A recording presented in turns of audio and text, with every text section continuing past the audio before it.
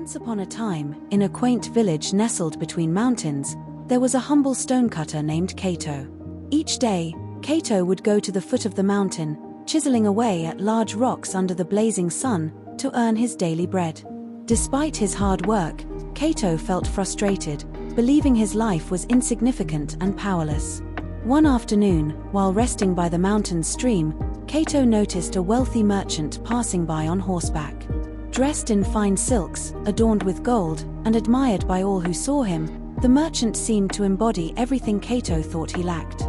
"If only I were as powerful as that merchant," Kaito sighed. In that moment, a mysterious force granted his wish.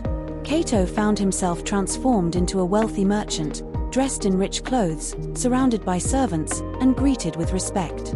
At first, he was overjoyed. He rode through the village with pride, basking in his newfound power. But as he traveled, he felt the harsh sun beating down on him, relentless and fierce. Even with his riches, he couldn't escape the oppressive heat. It dawned on him that, despite his wealth, the sun was far more powerful than he could ever be. He looked up at the bright, blazing sky and thought, "If only I were as powerful as the sun." Instantly, Kaito became the sun. He felt immense power, shining down on the world below, making rivers shimmer and mountains warm. It was exhilarating. But then, dark clouds began gathering below him, blocking his rays and casting shadows over the land.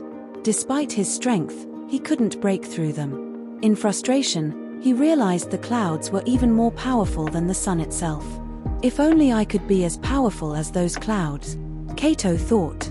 And just like that, he transformed into a vast, powerful storm cloud, drifting through the sky with ease, casting shadows and rain over the earth below. For a while, he enjoyed the control, casting rain where he pleased. But then, he encountered something unyielding: the tall, ancient mountains. No matter how hard he poured rain or hurled thunder, the mountains stood firm and unmoved, as they had for centuries. In awe of their strength, Kaito thought, "If only I could be as powerful as the mountain." In that instant, he transformed again, this time into the tallest, most majestic mountain.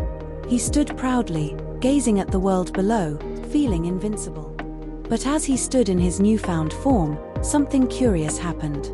He felt a small, persistent tap on his side. It was a humble stonecutter, chiseling away at the base of the mountain.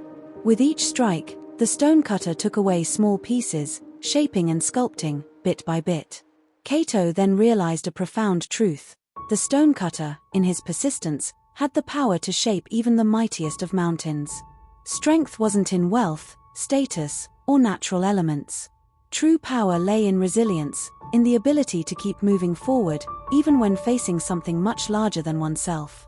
In that moment, he was returned to his original form as Kaito the stonecutter, standing at the mountain's foot with his chisel in hand. But this time, he felt no envy or frustration, only gratitude for the strength within him to shape his life, one step at a time.